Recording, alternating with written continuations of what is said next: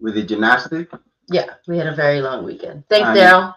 And also, you were traveling to North Carolina, and everybody was asking me, yep, where is your wife? The judges and everybody at the competition. Yeah. So it was very nice. Then Candon and Haley that competed in the first on the Friday. They did a really good floor routine, and the judges couldn't stop talking about it for the whole weekend. That's awesome. It was really good, and of course, Camden got first place, and Haley got third place on their respective age group. Some age group are harder than others, but yeah, but they did okay. And today they were tired, as was I. It was very. We had fun working today, but you could tell they were tired because they were trying. They were trying, but but the body was just saying, "Hey, you did this 7 days in a row." My body was saying that. Mm-hmm. So how was North Carolina? Talk to me. The flight. It was. It was great. The flight was great. I mean, the flight is only an hour and 10 minutes. Daryl, I was in your neck of the woods for a brief moment for the weekend. Mm-hmm. Flew out of LaGuardia. LaGuardia is now immaculate. So if anyone has, questionable memories about how LaGuardia used to look, it doesn't look like that anymore. It looks really, really nice. And I'm actually going to do a post about it because I took photos and videos of the new, so much so that I didn't have to travel. If I just wanted to go there and shop and eat, I could have done that because they have amazing boutiques. Mm-hmm. Boutiques. Your cousin has there. It was such a brief time. I wouldn't have had any time to do anything else. We were there. We got there Friday afternoon. Saturday was the event, and then we left Sunday. So yeah, when I was coming back, I said, "So when's your flight leaving?" She said, "Honey, I'm home." Yeah, my flight was at 10:30 in the morning. So we were, we got back home fairly early. Mm-hmm. Mm-hmm. So basically, your flight was shorter than my trip to Albany. Mm-hmm. Yeah. Yeah. My trip to Albany was 2 hours, and you an hour and a half. So there you go. Mm-hmm. Anyway. Mm-hmm. So yeah, that was very tired, mm-hmm. and took a nap this afternoon. You let me sleep. when you came home? Today? Yeah. Today I had just finished working out, and my publisher just called me, and the book is going to be launched next week. Which publisher? Which book? The to eventually the one with the blue cover that everyone voted on. I was in Smithfield, 45 minutes from Raleigh. Yeah, so that was fun. Yeah. We went to visit my aunt and uncle. Were celebrating their 60th wedding anniversary. Okay. Oh, you couldn't hear us before. Okay. Can you hear me now? That was like 10 minutes ago. We took care of the sound issue already. So no, because you had AT&T and everybody lost their mind because AT&T wasn't working for them. This is not AT&T. This is Facebook. No. That's why I said thanks, Daryl, because he said he can't hear. Yeah. So. Well, we ending up this month with our friend Oliver King. Yes. He has been here before. Yes. Actually, last time that we had him, he was in this room while we were in the other room. In the corner of the kitchen, but now we've turned this into this. And he could have also come today and just performed live in the studio. You could be. That's why I asked you, is he coming over or we're doing it? Because this is all we do here now, except for when my granddaughter comes over. This is just for the show. Got my piano, my bass, my guitar, everything in here. Say hello if you're here. Say hello. And then we're going to bring Oliver in. Actor and director. He directed you on a couple of things, right? Or just one? Just one thing. That was A Raisin in the Sun. I did not share this. I'm sorry. So keep talking. So A Raisin in the Sun, yes. And he is an amazing performer, actor, educator. Oliver has been, and he does every year, he's been doing the rounds as Frederick Douglass. He had a very busy weekend, and I know this not from speaking to him, but because I follow him on Facebook. Oh. We have to support our friends, right?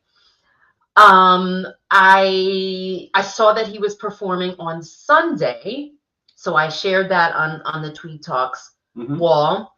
And then on Sunday, I saw that he performed Saturday. And he was at the DVAA, DVAA is very close to my heart. So Oliver, we've done lots of volunteer work at the DVAA. So he performed there on Saturday. Celebration of Langston Hughes, I believe it was.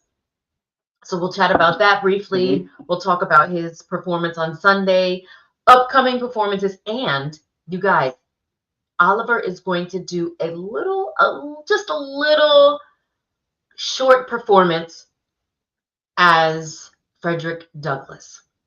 And he is amazing. Just amazing. Yeah. I've known him for a long time. So let's bring him in. Let's do it. Let's bring him in. Hey. Hello there. Wow. You're coming out loud and clear. What are you laughing at? What did we say that was funny?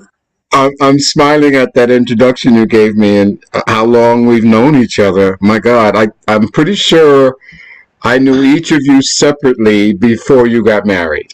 Yes. And I've been trying to play that timeline in my mind, and with all we've done together and so many times crossing paths with all other different projects, I've forgotten exactly when I met either of you.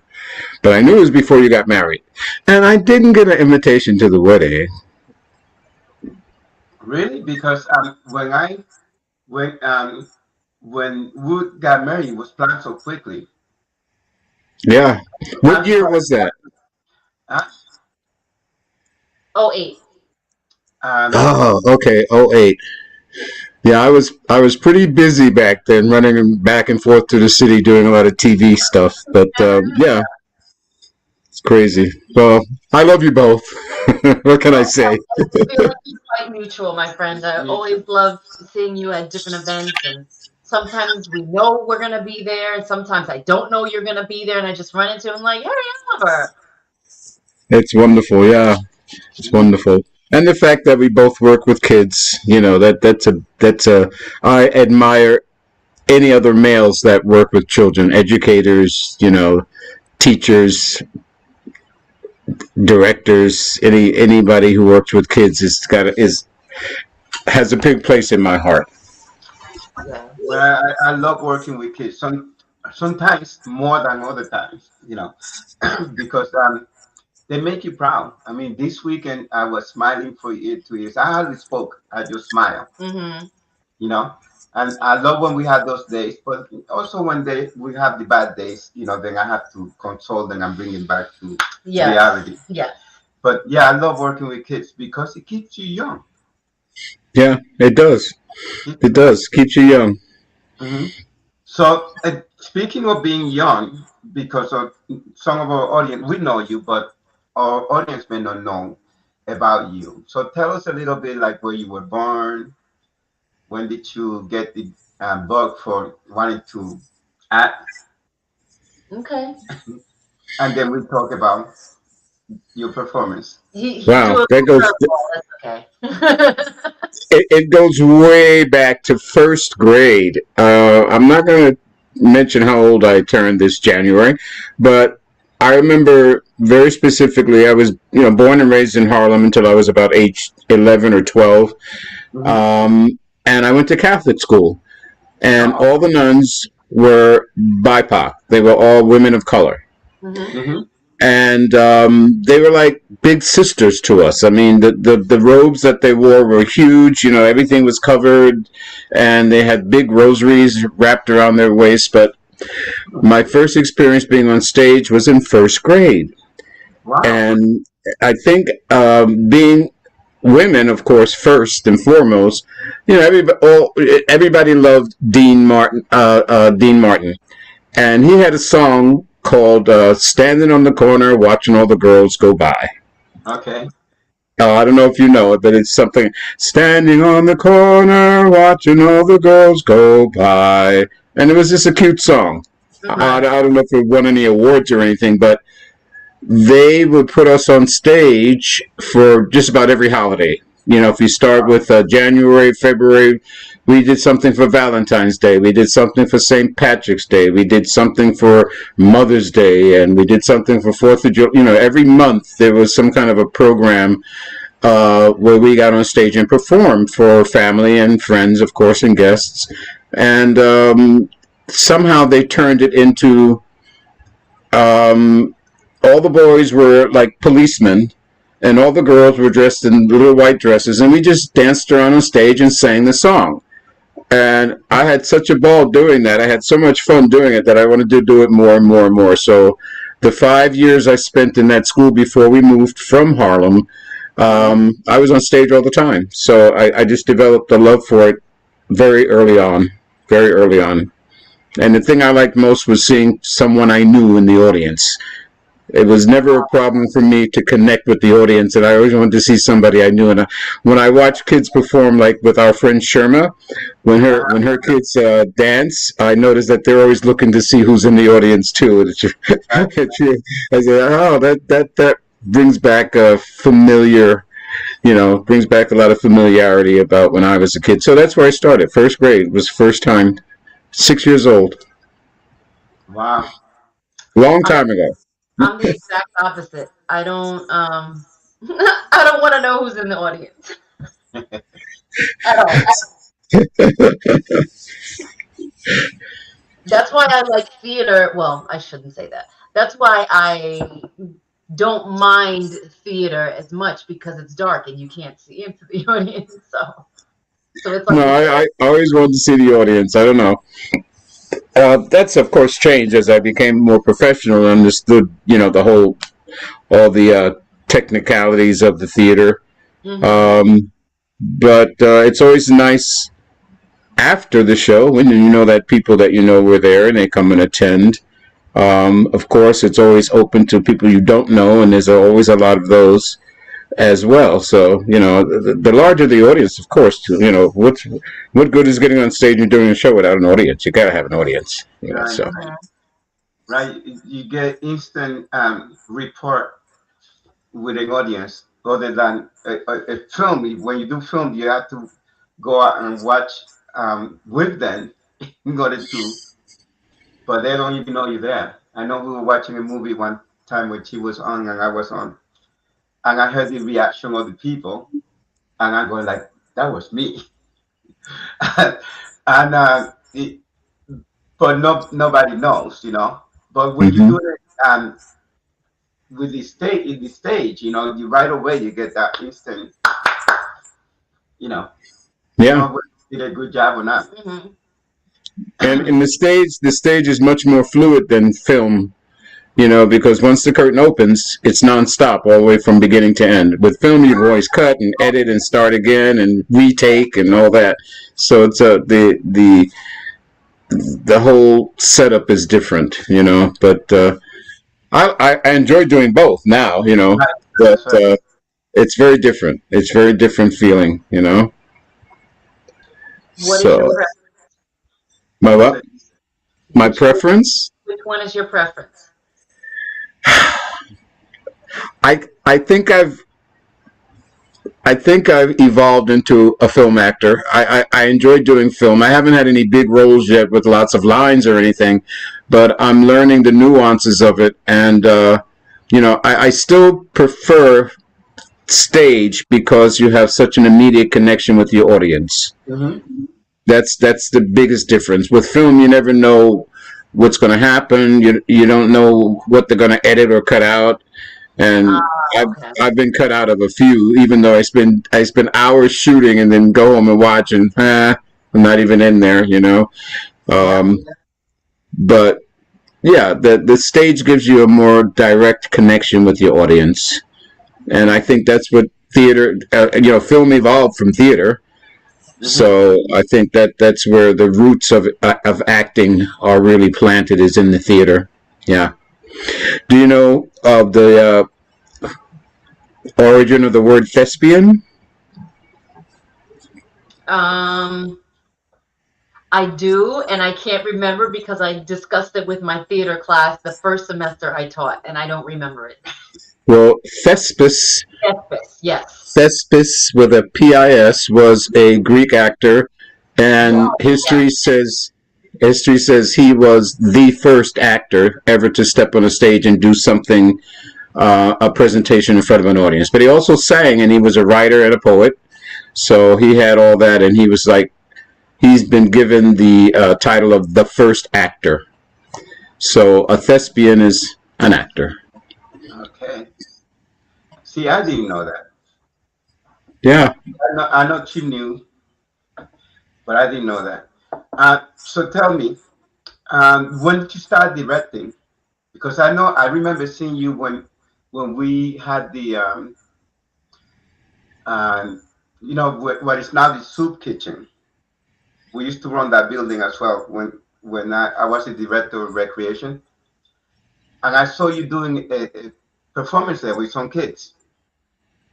There was swords and everything. You remember that? Yes.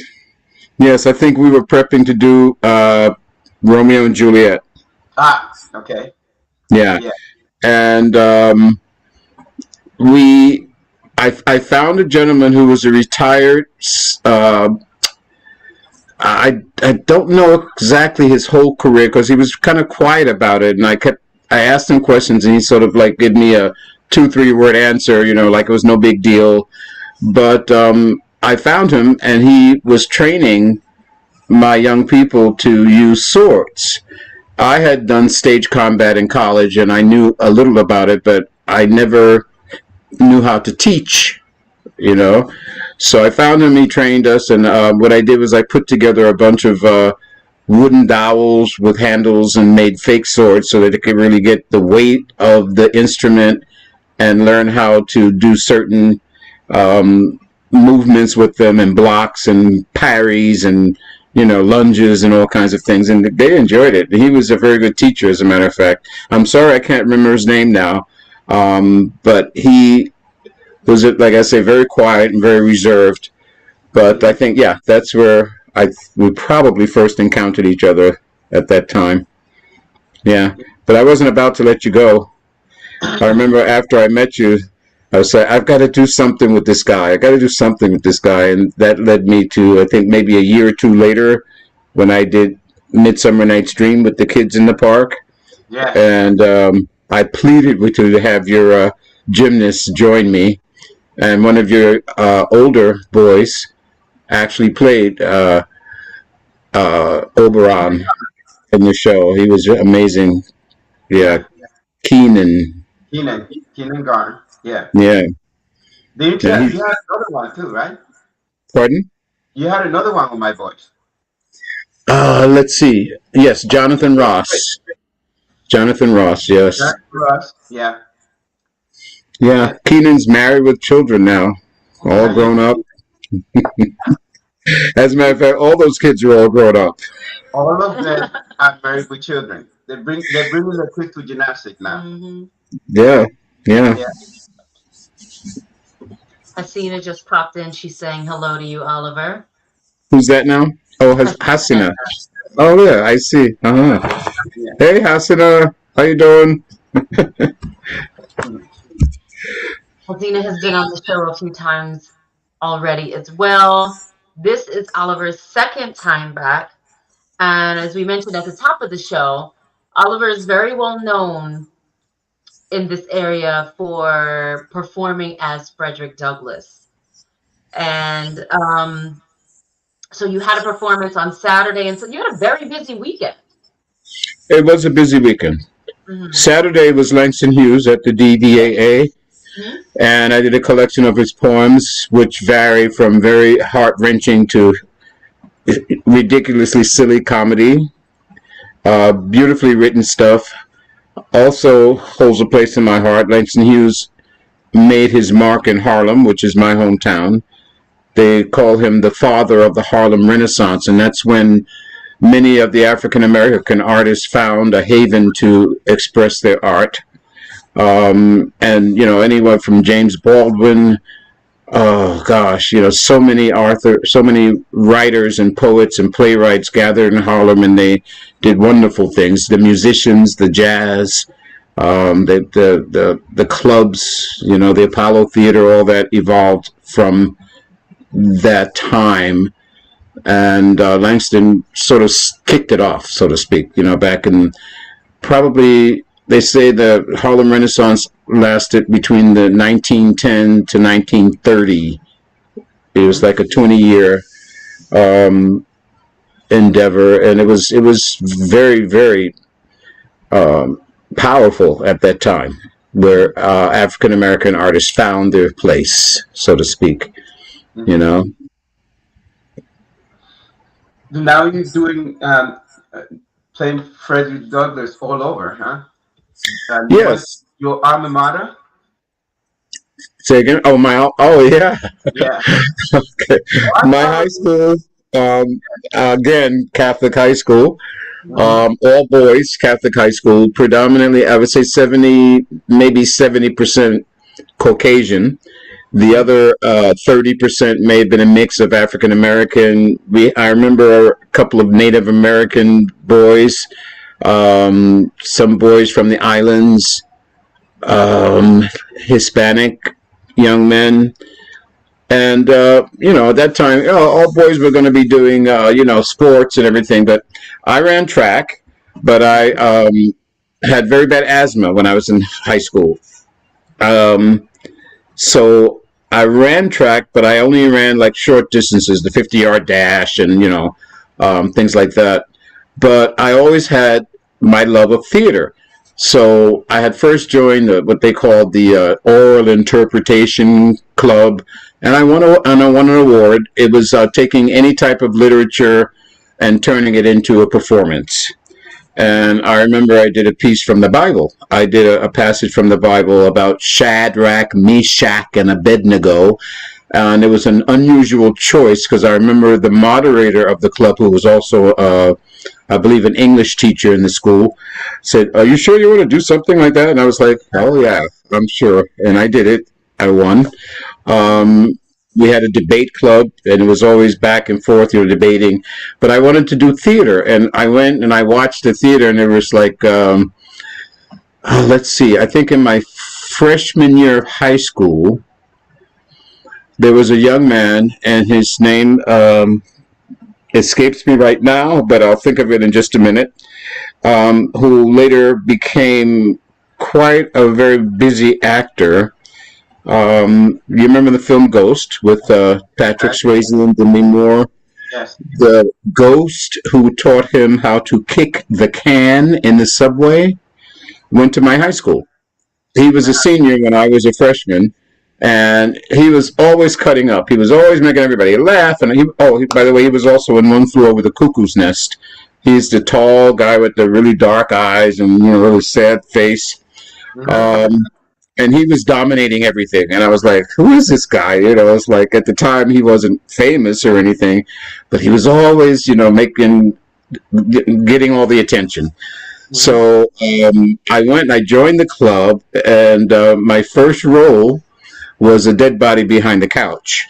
And I kept wondering, why don't they just put some kind of a prop there? Why do they need a live person? Well, they didn't have a prop. So I said, if I'm going to be a dead body behind the couch, I'm going to be the best dead body ever, of course. And I kind of had fun with it, Then we did another boring play called The Lottery. Then we did a wonderful play called, and this is my junior year, because we did one play a year. We did Tea House of the August Moon. And I was determined to look as Japanese as I possibly could. So I went to Ben Nye, which was right across the street from the New York Public Library on 40, the big library in Manhattan. And he had a little shop, and he was a professional Broadway. He did makeup for all the big Broadway shows. And he actually showed me how to mix colors and makeup and to make my skin look the right color and my eyes look the right shape and all that, and he gave me a lesson, and he did it for free. I walked in and I said, well, I'm doing Tea House of the August Moon, and I'm playing a Japanese peasant. And he laughed. he said, here I am, African American, playing a Japanese peasant. And I was like, how are we going to do this? And so he showed me actually, and I tell you, when we did the cast picture, I was the only one that actually looked Asian. Everybody else used yellow makeup, and did the eyes all wrong and everything. And I looked literally like the only Asian person in the group, which was really quite interesting. It might have been, I had, because back then in Japan, there was a lot of, it was right after the war. So there was a lot of mixing up and everything like that. And it could have been I had a African-American parent, male or female, but I looked absolutely Vinny Schiavelli. Yeah. Thank you, Daryl. Yeah, Vinny Schiavelli. Yeah, he was. I have a photo of you in that play, Oliver. Yeah. Thinking, I'm just getting a mental picture in my head of what that was like. Oh, we had a live goat. We even had a live goat. Our drama teacher managed to rent a goat for the run of the show, and every night the poor thing pooped on stage, and it was hilarious. It was hysterical, and we tried everything we could. Oh, don't feed him for all day long, and feed him after the show, and whatever. Take him outside and whatever. But I think he was probably more nervous than the actors on stage, because he would poop every night on stage, and the audience would break up in laughter. But they actually thought it was planned. They thought it was part of the show. Oh, wow. So it was a lot of fun. Vinny had already graduated, so he wasn't in that show. But we only crossed paths for that first year because I was a freshman, he was a senior. Then after that, he went on to pursue his career, and he did quite well. I've seen him in quite a few things over the years. And I kind of regret that I never befriended him because I just didn't have a chance to, Freshmen are always pushed aside, you're the underclassmen, and the seniors and juniors always get the best of everything. But yeah, Rudy Giuliani also graduated from my high school, by the way. So It's a pretty famous school, you know. Everything's transitioned now from there. You know, it used to be all boys. Now it's a co-ed school, and it's predominantly African American, which is beautiful, as you saw in the pictures on Facebook. Yes. The kids are just awesome. They're so well behaved and so polite, and their reception to knowing my history with the school and coming back to do Frederick Douglass for them just brought tears to my eyes. It was just wonderful. It was really wonderful. So yeah, so I did that, and Sunday I did Frederick Douglass out in Middletown at the Thrall Library, which is a pretty historic building. It used to be, it's on a street called Depot Street in Middletown, and it's an old train depot. And it's been totally restored, absolutely beautiful. Beautiful. And I rather like doing Frederick Douglass in historical locations because it brings a lot of energy. You know, I'm a big believer that old buildings hold energy. You know, they hold their history, and when you walk through that building, it really doesn't even feel like a library. It feels like a train station. You know, and my mind goes back to, where were the people sitting? Where were the benches? Where was the ticket booth? You know, those kind of things. And it's on the outside, the way it's built and everything, it's really quite beautiful. So, yeah. So that's what I did on Sunday. Mm-hmm. I have a whole bunch of stuff coming up. I'm going to need a secretary eventually to keep track of these things for me, because that's awesome. That is awesome to be able to get to perform such an amazing historical character over and over again, and just become more and more familiar with him, his works. So we know you're going to do a short piece for us. Oh, you want that now? I would love that. Yes. Okay. His 4th of July speech, I would say, is his most famous oration. What to the American slave is your 4th of July? Because it's steeped in controversy. He was very bold to speak about the inequity of the Declaration of Independence, you know, what they promised and what they delivered, especially to the African slaves who were probably by a 5th generation by then, because we know they came directly from Africa. They were all Africans. But over the years, of course, they were anybody born on American soil is an American citizen. Mm-hmm. So the Declaration of Independence stated so many things and so many wonderful, you know, advantages for American citizens. But of course, they left out the slaves. The slaves were not considered people. They were property, even almost looked at as animals, you know, just to be working the fields and the plantations for the owners. So when he spoke about this, he did it in front of an audience of basically women for a group called the Rochester Ladies Anti-Slavery Society, who were women not only opposed to slavery, but also they were trying to get rights for women. And Frederick Douglass supported them in their pursuit of equity, you know, in their lifestyles. They were even white women were being oppressed. You know, they had no rights. Right. You know, they were basically just, you know, mothers. You know, they bore children and they had no freedoms. They barely could pick their own clothing. They weren't allowed to spend money. They were just objects for their husbands, you know, advantage. So when when they invited him to speak about the Declaration of Independence, or the 4th of July, they called it then. I don't even think they called it Independence Day yet. They wanted him to speak on the 4th of July, and he refused to speak on the day of the 4th of July that year, 1852, because he didn't support the Declaration of Independence. or he thought that it wasn't living up to its true creed. Mm-hmm. So he insisted on speaking the day after, the 5th of July, and no one knew what he was going to say. So he really lambasted them. And they say that women were fainting, because not only was it so hot on that particular day, but he was so overwhelming with his deliverance of his feelings about the Declaration of Independence that people were like flabbergasted. They were just overwhelmed. I always ask, or I wonder, Abraham Lincoln, I believe, was assassinated 5 days after Frederick Douglass visited him in the White House. Wow. The first black man ever to step foot in the White House, because it was still steeped in slavery at the time, right after the Civil War and all that. And some people believed at the time that John Wilkes Booth, sic semper tyrannis, was what he shouted after he shot Lincoln. And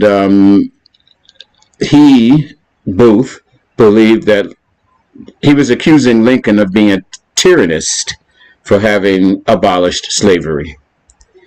And I always wondered, how did Frederick Douglass manage to live into his 70s and not have been killed? Right. When the president of the United States at the time was assassinated in front of hundreds of people.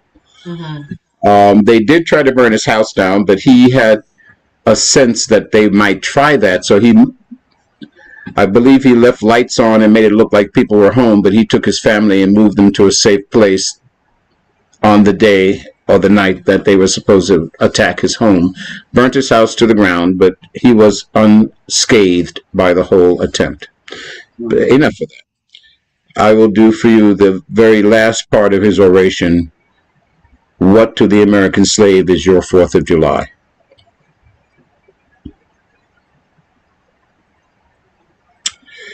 When asked what to the American slave is your 4th of July, I answer, a day that reveals to him more than all other days in the year the gross injustice and cruelty to which he is the constant victim. To him, your celebration is a scam, your boasted liberty an unholy license, your national greatness swelling vanity, your sounds of rejoicing empty and heartless, your denunciation of tyrants, brass-fronted impudence, your shouts of liberty and equality, hollow mockery, your prayers and hymns, your sermons and thanksgivings, with all your religious parade and solemnity, are to him mere bombast, fraud, deception, impiety, hypocrisy, a thin veil to cover up crimes which would disgrace a nation of savages. There is not a nation on the earth guilty of practices more shocking and bloody than are the people of these United States at this very hour. Go where you may, search where you will, roam through all the monarchies and despotisms of the old world, travel through South America, searching out every abuse, and when you have found the last, lay your facts by the side of the everyday practices of this nation, and you will say with me that for revolting barbarity and shameless hypocrisy, America reigns without rival. God speed the year of Jubilee, the wide world o'er, when from the galling chains set free, the oppressed shall vilely bend the knee and wear the yoke of tyranny like brutes no more. I'll stop there. Thank you. Wow. Thank you. That was amazing. I have heard you do it in person. I've heard you do it twice online, and it's phenomenal every single time. So thank you so much for that. Well, you know, the words are those of Frederick Douglass, and he was an amazing writer. He was amazing in all ways possible. From age 5, he swore that he would never die a slave. Age 5, he saw his mother's sister, his aunt Hester, beaten and whipped in front of the entire group of slaves on the plantation because she was in love with another slave. They weren't even allowed to be friends or to socialize or to be in love. And when the overseer saw them together, he was outraged, probably because, in those days, the overseers had free reign to rape and pillage the women at their whatever, at their own behest anytime. Mm-hmm. And one of the most shocking things I found about slavery over the years is that, they saved money by breeding their own slaves, by allowing the overseers and the master of the plantation to have children with the slave women, and then enslaving those children. Of course, the African gene is, I guess, superior or powerful, so that even the children they bore were dark-skinned and assumed to be slaves. So, they were enslaving, even Frederick Douglass's father was the master of the plantation. He found that out through chit-chat among the slaves. That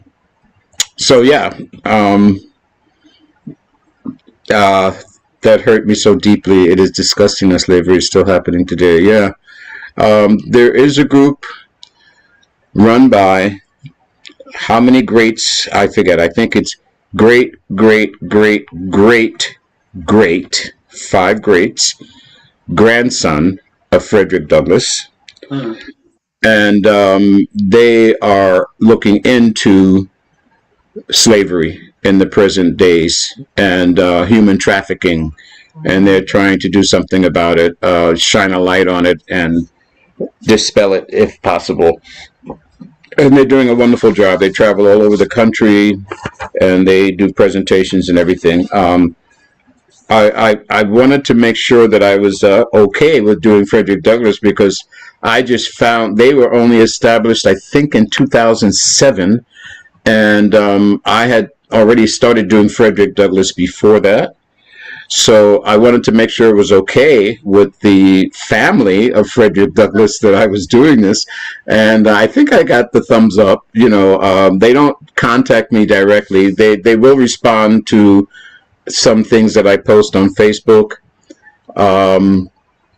So I figure it's okay. They haven't told me to cease and desist, so I guess I'm okay. But I would love to meet with them and even work with them in some way, eventually.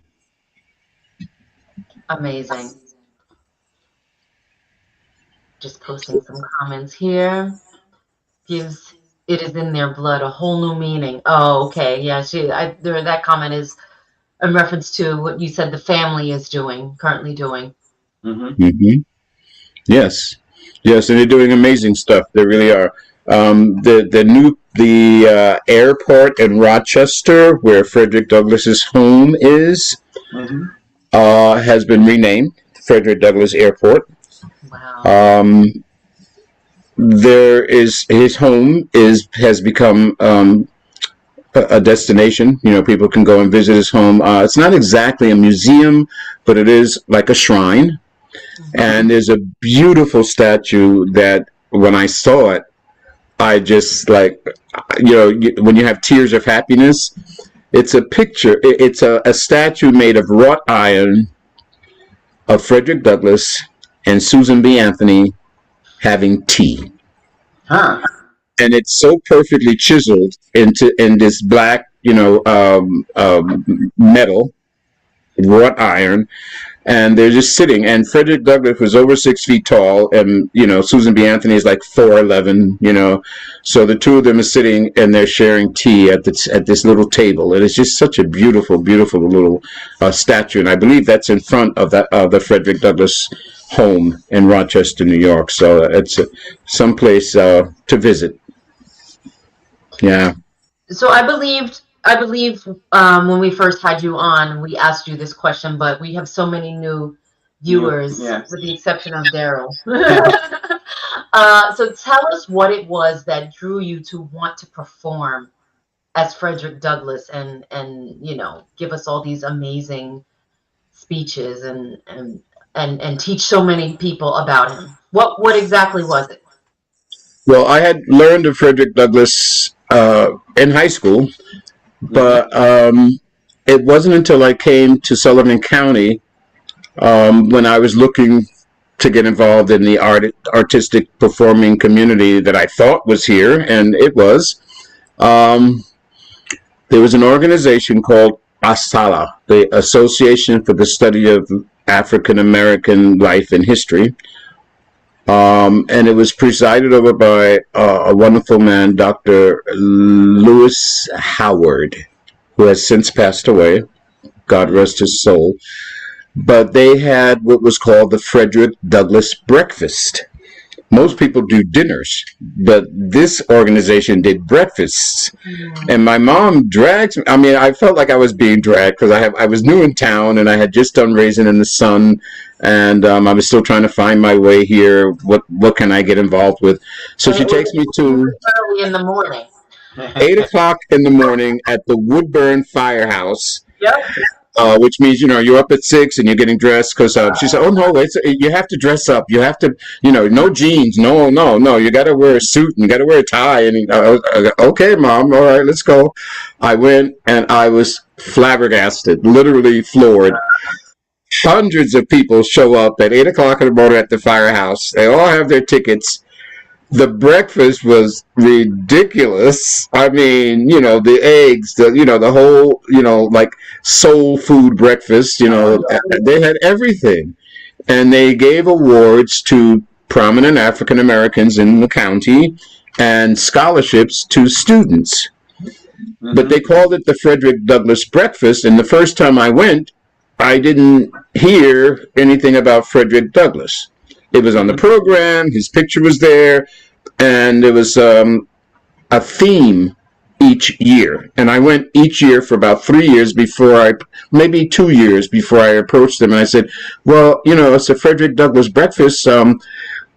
Shouldn't there be, I don't remember exactly how I put it, but I said there should be, some of his words should be spoken at the breakfast.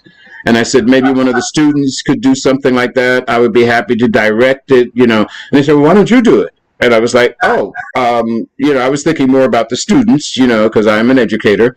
And I said, maybe I can find a piece that goes along with the theme you've selected for this year. Because Frederick Douglass has writings about just about everything. He has a huge eclectic array of writings. So I said, oh, okay, well, I'll do it. I'll do it next year if that's okay. And they said, yeah, for sure. I said, well, just let me know what the theme is. So they picked the theme, and I picked a piece, and they gave me 15 minutes to do it. And I was like, okay, but every time he spoke for hours. He just kept the audience raptured for hours. I find that so fascinating. Yeah, especially in that day and age, in that time. No microphones, no air conditioning, and they were in these huge cathedral-like buildings. This particular speech was done at the Corinthian Hall in Rochester, which is still there. It's a historic building, and it's huge. But anyway, so at the breakfast the next year, I did a piece, and then everyone was very, amazed. They were like, oh, that's wonderful. We should do this every year. And I was like, oh, yeah, sure, fine. I don't mind. So I did little snippets of Frederick Douglass's works for maybe 5 or 6 years, and then things started to peter off. And I said, well, I want to give more credit or more exposure to Frederick Douglass's works, because every time I picked a little piece to do, I found it was so different from the other. He was so widely, he was so knowledgeable about a lot of subjects. So I can't remember the first time I actually did the entire speech now. It's been so long. It's been over 20 years now that I've been doing it. I haven't been doing it as consistently until about the last 6 years. Mm-hmm. You know, where I have approached libraries and art centers and said, I want to do this, you know, for Black History Month. And there wasn't a lot of it wasn't a lot of light being shined on Black History Month back in the early or late 1990s at the time. The NAACP was here, and we had the association, but Black History Month hadn't yet taken root in our county. So if I think really hard, I can probably remember when I first did a complete oration of Frederick Douglass's, but right now I can't exactly remember. It's been so long. But that sparked it. That Frederick Douglass breakfast got me started, got me interested in doing it on a larger scale. Yeah, and from there, the rest is history. So Daryl, I was going to ask a question. So let's get this question answered. We'll post Asina's comment after that, and then I'm going to talk about what I was watching last night. So beyond his ability to present his own philosophy, Frederick Douglass had the most amazing hair. Totally agree. Do you wear wig for him, Oliver? Well, you know, I don't wear a wig. It's a toss-up. I did work with a gentleman who wrote a play called The Lion of Anacostia, and I was doing it with the play. It was a one-act play, and it was set up with a young white reporter, knocking on Frederick Douglass's door and asking for an interview for one of the national newspapers. At that time, you know, newspapers are few and far between. Frederick Douglass shuns him because he says, you're the one who wrote about me and shunned me in the paper, you know, and I don't want to have anything to do with you. Get out. And the young man says, no, please, I only did that because my bosses told me that I had to, you know, this, that, and the other. Blah, blah. So he convinces Frederick Douglass that his intentions are honorable and he really wants to tell the truth. So that was called The Lion of Anacostia. At that time, I wanted to depict Frederick Douglass, not Oliver King playing Frederick Douglass. So I went and I tried to find a wig in Sullivan County that would make me look more like Frederick Douglass. And it just didn't happen, you know, without traveling to the city and spending, hundreds of dollars. And I'm doing this out of my own pocket. So, no, I don't wear a wig. I don't think I ever will. I don't think it's necessary. Because I was thinking, let's do a conversation. Well, the words speak for themselves. The words speak for themselves. And I feel an affinity to Frederick Douglass for several reasons, not only because I'm African American, but first and foremost, fairly well educated. I speak well, and that's natural, as was Frederick Douglass's. And we're both born under the same astrological sign. He's an Aquarius, and so am I. So I figure his words are strong enough that I don't have to look, I don't have to pretend to be him. I don't know if that would work for me.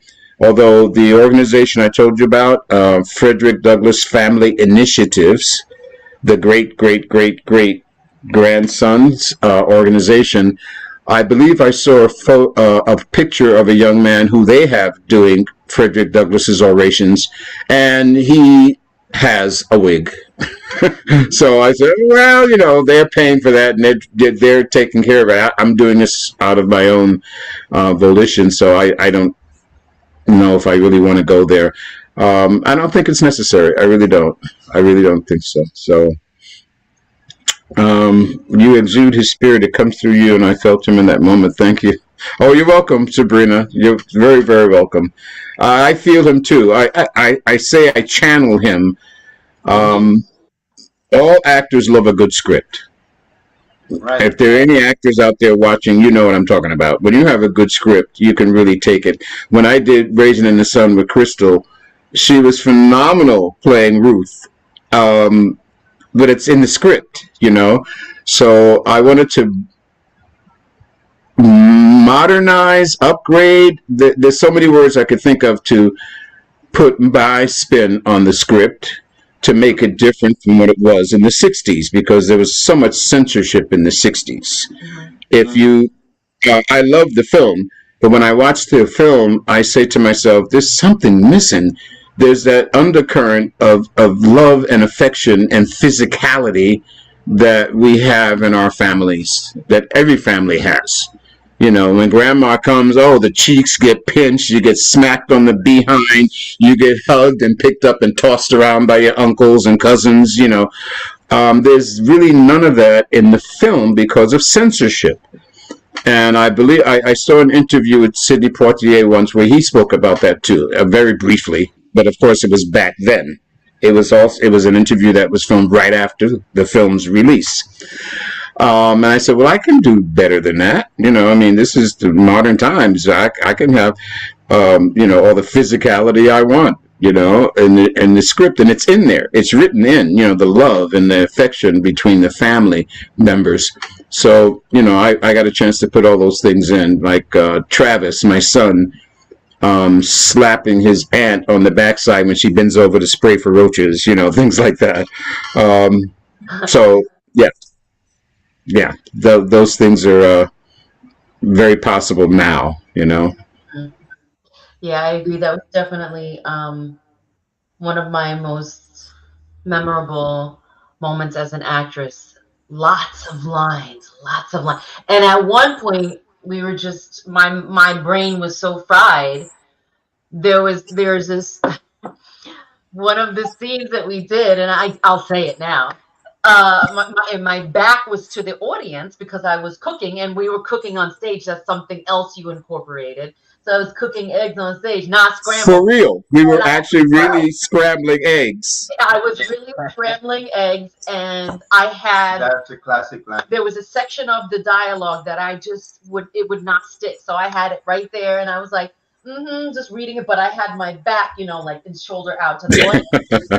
No one was the wiser, but for some reason I just couldn't. My brain was fried at that moment, and the words would. Yeah, and I always love, one of my best memories is the relationship you developed with the young man who played Travis. You guys were like mother and son, even off stage. I remember you looking and you caring for him even off stage when we weren't acting. You would hold him in your arms and you would, you know, mess with his hair and stroke his cheeks and things like that. And now he's all grown up and you're doing a play with him, doing a scene with him for an upcoming fundraiser. So excited, yeah. And when I called you and asked you, that was the first name that you said. And oh yeah, I wanted to reunite mother and son. Yeah, I sent him the photo of us because the photo was taken.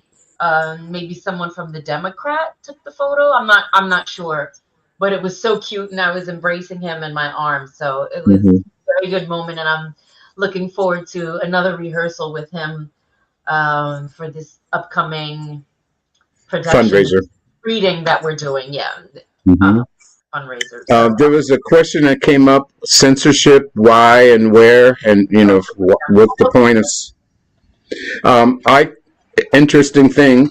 Why? What exactly are you censoring, and why? Hollywood censored everything, not just Raisin in the Sun, but they even censored Lucy and Ricky. You notice they never slept in the same bed. Exactly. Lucy could not use the word pregnant on camera when she was carrying little Ricky, but she insisted on continuing to shoot the series while she was pregnant, and that was a huge deal. Yeah. But she fought because they were the producers of the show, and they could pretty much have their way, but they could not sleep in the same bed. Who else was? I'm thinking of oh gosh, what's his name? Dick Van Dyke and his wife didn't sleep in the same bed, and that was a wonderful show. The Dick Van Dyke Show was hilarious. Okay, they didn't sleep in the same bed. What husband and wife doesn't sleep in the same bed? I mean, in the 20th century, you know, so. Hollywood was just very much dominated by uptight white men. I don't mean to be cruel, but if you think about it, and you know now the history of what was going on in Hollywood at the beginning, and how many stage actors refused to be in film. Most of the best actors did come from the theater to do Hollywood, but there was always that one camera shot, and that one camera here, one camera there. Now they got cuts and edits and cameras coming from all up here and down there, and 5 and 6 cameras all over the place. But in the beginning, stage actors ruled Hollywood, and many stage actors refused because of the way it was run, the system was run. I mean, there's a whole history behind that, and it's really a lot to get into at this point. But Wilma and Fred Flintstone were the first to serve that. I believe you're right about that, and that was a cartoon, but that was okay because it was a cartoon, But so Raisin in the Sun was amazingly censored, and it cut out a lot of the physical affection that families show for each other. Even, I remember in my play, I put, I believe, if I'm not mistaken, I did 2 versions of Raisin in the Sun. One when I first came, and then one for the 50th anniversary of the film. That's the one that you were in, the anniversary, where Walter Lee hugs his sister. I hug my sisters all the time. Okay? Don't you hug your sisters? Who doesn't, right? And so, and then, like I say, the slap on the backside with, Benitha and Travis, things like that. Even a kiss between Ruth and Walter Lee, husband and wife. Mama my mother kissed me all the time. Okay, so why wouldn't Walter Lee's mother kiss him on the cheek or hug him or anything? None of that, or very little of that. I don't believe any of it is in the film. If you really watch closely, there's really no physicality in the film, which is a shame because it's a beautiful script. And I know when she wrote the script, when Lorraine Hansberry wrote the script, I'm sure she had that in her. And the essence of her writing is that affection because it exists. And they probably censored it all out, and she just went along with it because, I read recently that Chadwick Boseman did during his time in Hollywood, asking white executives exactly why are you wanting to show a black man so negatively. I was so impressed with him and how he was making changes in Hollywood. Yeah, he did. It's a young man taken way too soon. Way too soon. I find it almost hard to believe. I'm not a conspiracy theorist, but when something like that happens, I just can't help but wonder how could that happen? Wonderful young man. He was sick and he didn't tell anyone. Yeah. He knew that he was going to pass, but he was holding it. He wasn't telling anyone. But extremely talented guy. Extremely. So, Oliver, tell us what you have coming up. Oh my gosh. No. Actually, somehow this has exploded all the way through August, not just Black History Month, but oh gosh, if I can remember. I think next I have the library in Goshen. Oh no, not next. I mean, we have the fundraiser for the River Repertory Theater over at the Delaware Valley Opera in Lake Huntington. That's coming up in April. Then for June, let's see, March, I'm doing the library in Goshen. April, I'm doing the fundraiser for the River Rep. Nothing that I can think of right now in May. Then June, we're planning a huge celebration for Juneteenth at the Farm Arts Collective in Damascus with Tanis Kowalchuk. I got that email. I got that email.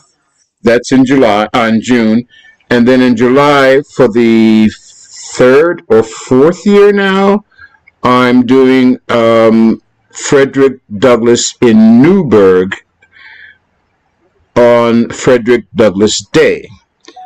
In, I believe it was 1865 that Frederick Douglass showed up on the shores of the Hudson River and visited Newburgh. He actually came to New York and visited Newburgh. And they didn't want to let that go unnoticed, so they declared that they had the city of Newburgh declare a Frederick Douglass Day a few years back. And every year they've asked me to come and perform there. I think I must be leaving something out. I have it all in my calendar, but not in my head. Oh yes, the Latin school. It's an amazing charter school in Washington D.C., where my cousin actually works as an educator, and an amazing group of students. I've been there to visit with him and his students.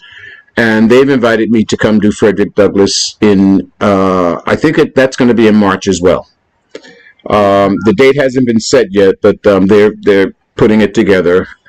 And just the other day, yes, I know I left something out. I just got a message from John Conway, the Sullivan County historian, who also runs the Fort Delaware in Narrowsburg, to perform Frederick Douglass there. Okay. And as I said, I always love doing it in historical locations. So this is going to be amazing. I just, in my mind, I'm just like losing my mind over performing at Fort Delaware, because they do civil war reenactments there. And of course, Frederick Douglass rode on the heels of the Civil War.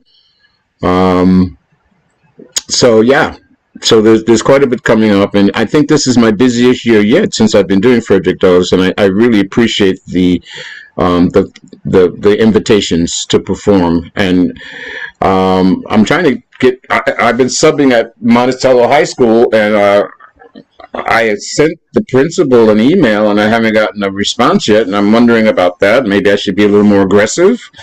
Emails maybe work sometimes, but in this case, I haven't heard back from him, and it's been close to a week, you know. So I'm wondering about that. I think the students would really enjoy it. I've done it for I did Martin Luther King for the elementary school at Fallsburg a few years back, and I'm telling you, those kids were mesmerized. I didn't think they would understand the words of Martin Luther King. But with all the information at their access, and I guess maybe the upgrades in education or something, I'm not. I can say that with my education in Catholic school at the time, I would have understood the words of Martin Luther King. Okay, so when I did it for the kids at the Fallsburg Elementary School, oh my God, they were looking around at the friends that they have, you know, when he says, little black boys and little black girls will be seen for the content of their character and not the color of their skin.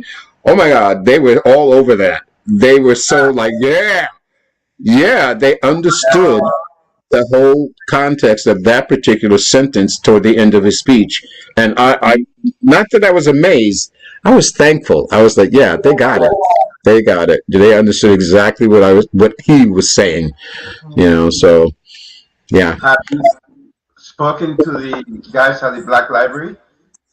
Yes. I'm still trying to figure out how to approach them. I've invited them to join us for the Juneteenth celebration over at Farm Arts with Tanis. Well, I suggested that they be invited to see. But when it says Black Library, I was a little, not surprised, but I was a little confused. I was like, well, where are the books? It's like, it's mostly art and music that they focused on. And I didn't expect that. You know, I was expecting, novels and history books and, all those things. And I appreciate and I support what they're doing, but I'm trying to figure out how to bring them into, more community activities. They're doing okay though. I mean, they're very much out there, and I really loved doing the hip hop celebration with them a few months ago. That was a lot of fun. I mean, that was off the charts. Actually, it was really great. Yeah, that was a good That was day. good. I was a little bit bummed this weekend, because I saw everything start popping up on my page. You know, you were performing here, performing there. I was like, oh man, I'm out of town. You know, we try to support other artists because we know, you know, we have to support each other. Because if we don't, who will? So, looking forward to following you and coming to support you on some of those dates. I would love to attend the one in Newburgh. That sounds like it's going to be huge, and that is one that I don't think that is one we haven't been to yet. Now, that one, just for point of reference, is going to be held at the home where George Washington stayed when he came to Newburgh. This is pre Frederick Douglass. Okay, so that historical building is where their celebration is going to be held this year. And oh my God, another historical place, which is it just seems to be going that direction. You know, with my Frederick Douglass orations, where the more I do it, the more I'm getting to do it at historical locations, which is a dream come true. You know, so I'm looking forward to that. August 11th, every year on the same date. Doesn't matter what day of the week it is. If it's not going to be on the weekend before or the weekend after, it's going to be on August 11th every year. And they made a point of putting that in their what do you call it when you declare a national holiday or a local holiday? There's a word for it, but it's written in there. It's on August 11th every year. So, yes, we will be there to support in person. However, please know that we will be supporting in spirit. You, sir, amazing. Oh, thank you. Thank you, Sabrina. Okay. Yes, okay. I'll be feeling your spirit when I'm there. And thank you for your support. That's sort of a corny line these days, but it really does have meaning. Who made a joke about that? I thank you for your support. One of the comedy shows. But anyway, it's a sincere comment. Sabrina, great person. But they don't live close. They live far away. Yeah, so August 11th is on a Sunday this year.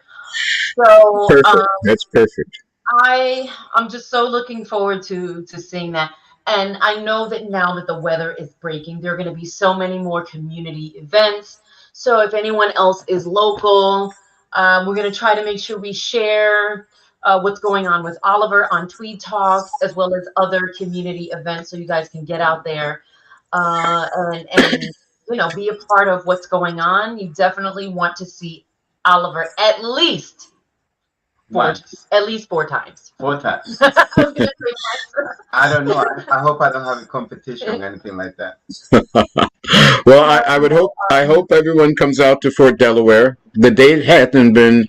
Oh, actually, the date has been set. It's the 14th, March 14th.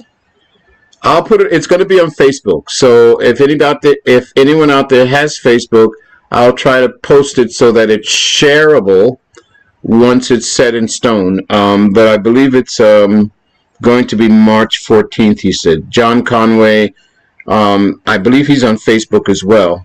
He is. I'm just looking to see if he may have posted it on his page. I don't see it. So definitely share that, Oliver, and then I will share it and just continue to share it leading up to. Yeah, that's going to be. Hopefully the weather's appropriate. It could be outdoors. I'm not sure. I've never actually. I've seen the fort from the outside, but I've never actually seen. Oh no, I'm lying. I did see one Civil War reenactment at Fort Delaware a few years back. So I'm not sure where it's going to be yet or what all the details are, but definitely once I know for sure, I'll share it and make it shareable. Okay, wonderful. I want to make sure that I'm following them as well. What did Sabrina say? I want to see him on film educating folks on the truth. Daryl says, this has been a fantastic interview with how many exclamation? 3 exclamation points. Thank you, Daryl. Thank you. Oliver, it is always a pleasure having you on. I know you had a very long day of school and rehearsal. Yes. Send our love. It's always good to see you in the community, and we will be in touch, and we will see you very soon. Very soon. Absolutely. Well, we're working on the fundraiser, so we'll be in touch. Waiting on that script. Unfortunately, the playwright's name is not in my head yet, but he is a black playwright, and I'll be doing a scene from his a scene called A Heated Situation, which is a huge comedy. And I don't usually do comedy, but when I read this, I was like, I can do this. This is going to be so much fun. So that will also be posted on Facebook, and hopefully people will come out to that fundraiser because they're looking forward to doing African American playwrights.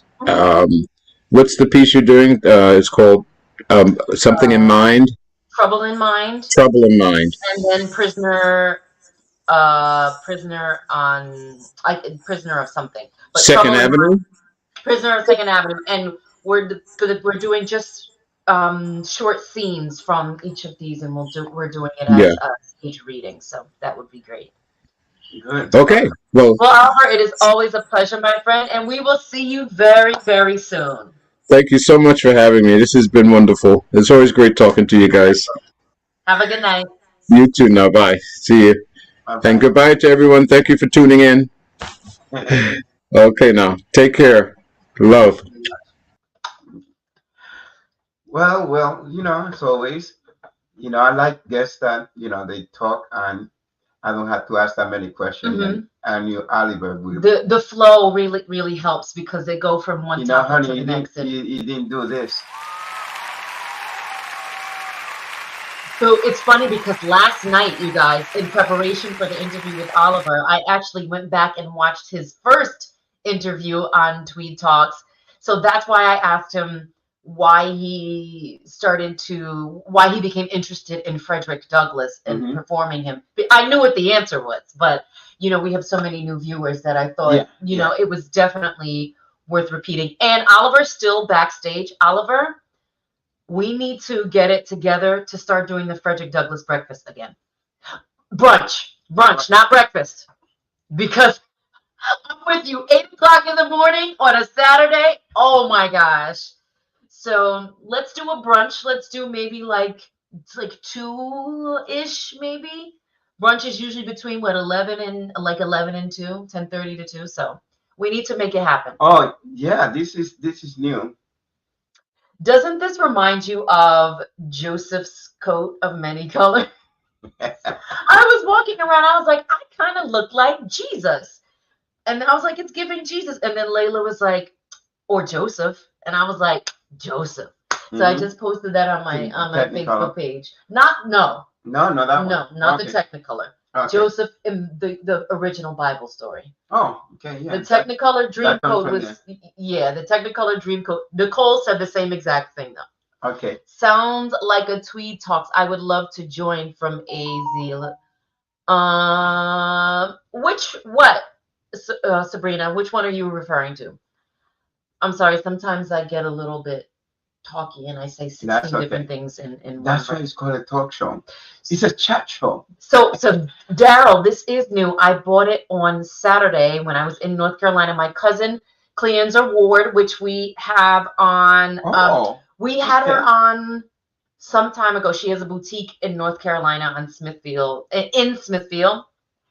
And I was going to go. I didn't intend on going, but we were driving to the hotel and we passed right by it. I was like, classy seats. So the next day we went because my mom had this mishap with her luggage. We never ended up getting her entire bag. And so she needed to find something to wear when we were in North Carolina. So she didn't buy anything, but I ended up buying something.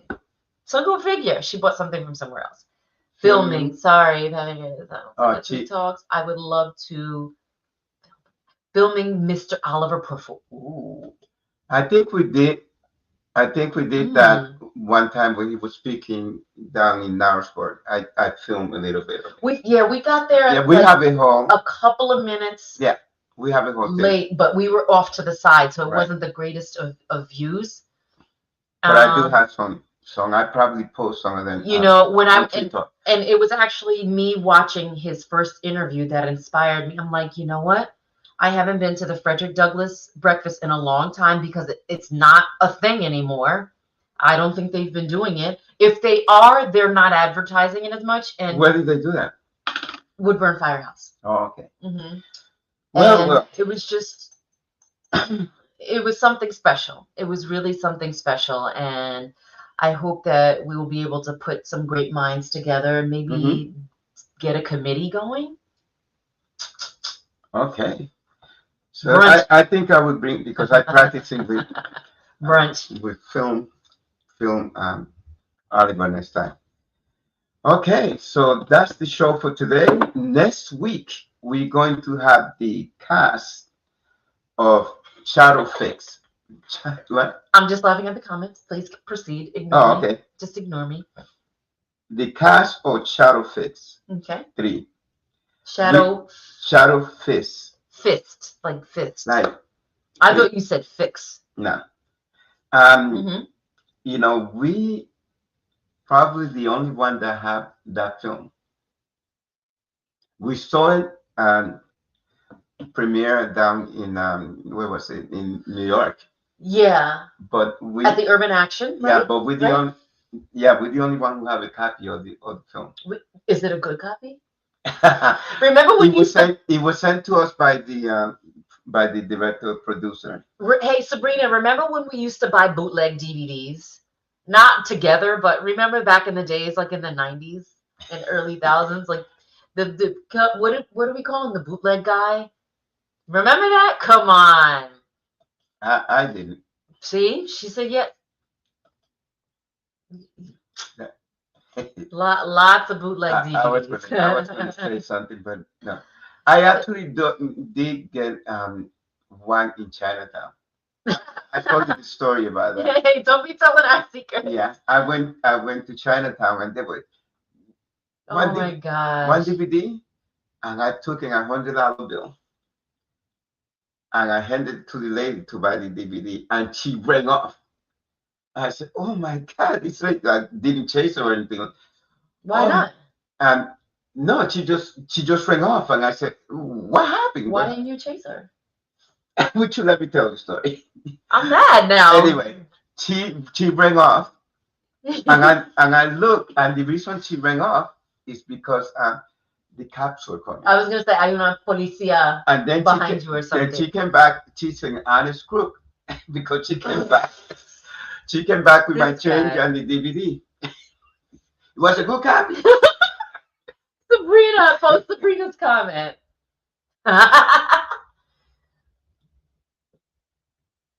That's hysterical, Sabrina.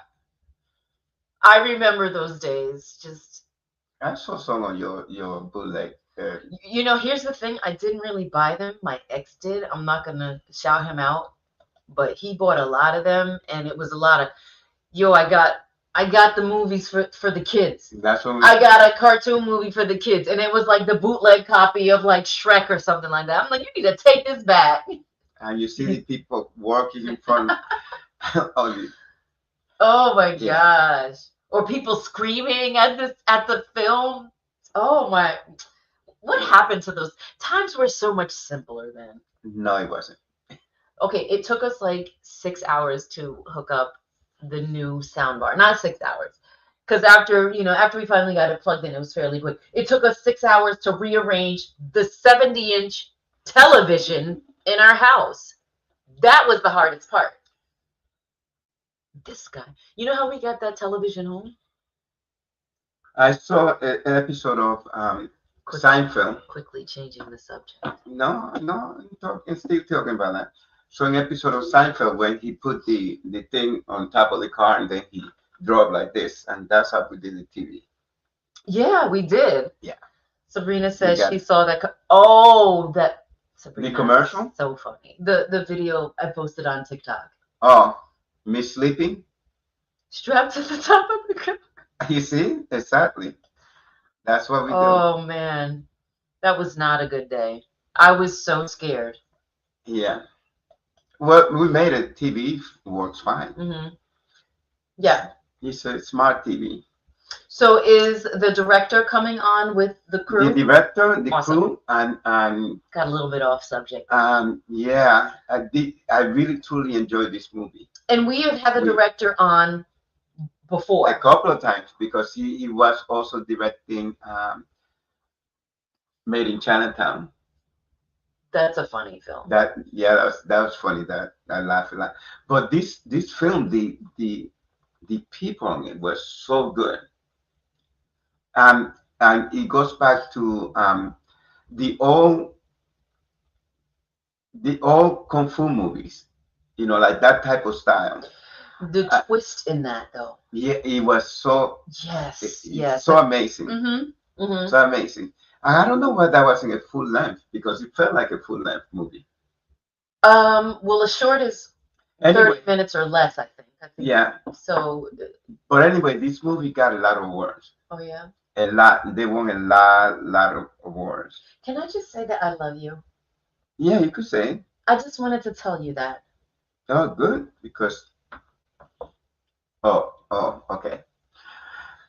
Well, no, I just wanted to say that I love you. Yeah, really? Yeah. So Saturdays were my karate movies, and Sundays was the spaghetti western.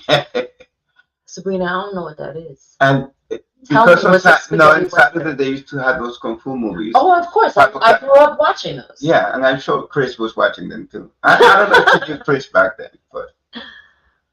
Yeah. So it was smart enough to sit still on the roof. Yeah. It was strapped down. We had some straps. Yeah, we bought extra strap. Yes, you do. The good, the bad, and the ugly. Spaghetti westerns. Is that an actual terminology? No, the good, bad, and ugly. That was a spaghetti film. Fistful of Dollars. Okay, yeah. That I know. Yeah, the same. Hang 'em high. That I know. Gotcha. So she likes the same guy. That's what she's saying. What about Clint Eastwood? Clint Eastwood movie. What about what's the name of that movie, honey? Kung Fu Hustle.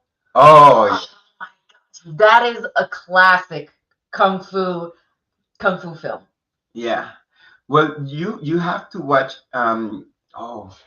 Okay. I just want to say, you guys, I love you, honey. I also love Daryl Brackett. Is a broad subgenre of Western films produced in Europe. It emerged in the mid-1960s in the wake of Sergio Leone's filmmaking style. Well, she watched all those Clint Eastwood movies and Dirty Harry. Daryl is on it, and I'm here for it. He's on there. So Daryl, I spoke to a couple of Olympians about coming on, and my wife said, we'll have him when they. I said I'll believe it when I see it. That's what I said. No, not Dirty Harry. It's funny because the guy who worked at the American Airlines security counter who helped my mom with her claim, his name was Harry. Dirty. He said, Harry, my name is Harry, like Dirty Harry. He actually used that reference. So I was like, okay, we're never going to forget that. The nicest man. So I have to tell you guys a quick story. Daryl, I hope you're still I knew you were going to tell that story. Okay, so we had to go to the claims when we got there. And the guy was saying, okay, so maybe someone mixed up the bag because when her bag came down the conveyor, there were 3 other bags that looked like it. So we said, okay, so maybe someone just grabbed the wrong bag, and then later on we'll get a call, and the airport will bring it to you. Security will bring it to you wherever you are. So then we got back Sunday. No one had returned the bag. But in the meantime, when we were in the office, he said, let me tell you a story. We had this lady who took somebody's bag, and I guess she must have left her bag or something like that. And, boop, boop, boop, they call the lady up. She answers the phone. Hello, he said, yes, this is, security from American Airlines. you accidentally took the wrong bag belonging to whatever. And she said, oh, this is at the Raleigh airport. She's like, oh, I'm in Wilmington. And the man on the phone said, Dirty Harry said, oh, no, that's okay. The police are going to come get the bag. You don't have to bring it back if you're in Wilmington. And she said, oh, no, wait, I'll bring it back. 10 minutes later, she comes back to the airport with the bag. Yeah. And the guy looked at me and said, do you know Wilmington is 3 hours from Raleigh? There's no way she could have been in Wilmington where she made it back to the airport at 10 minutes. She was trying to steal that bag. Yeah. Isn't it crazy it's how kind people, of obvious. I mean, obvious. But he said he heard there was one story where this lady said she lost her luggage or it was stolen. She had flew into North Carolina for a wedding. She was getting married, and a week later they found the lady's wedding dress because she told the fiance, oh, my wedding dress was stolen.